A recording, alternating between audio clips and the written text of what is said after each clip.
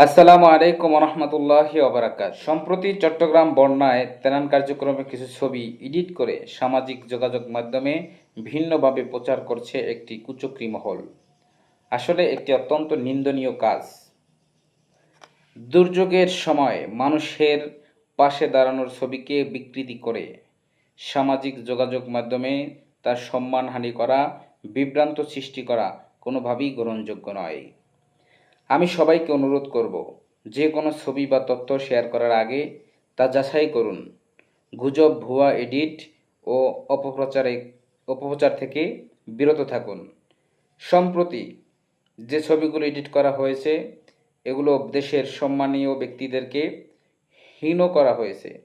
বিশেষ করে পিসাব চরমনায়ের ছবিকে যারা এডিট করেছেন এবং ডক্টর শফিকুর রহমানের ছবিকে এডিট করে যারা এই বিভ্রান্ত ছড়িয়েছেন, আল্লাহ তাআলা অবশ্যই তাদের উচিত বিচার করবেন আমি মনে করি।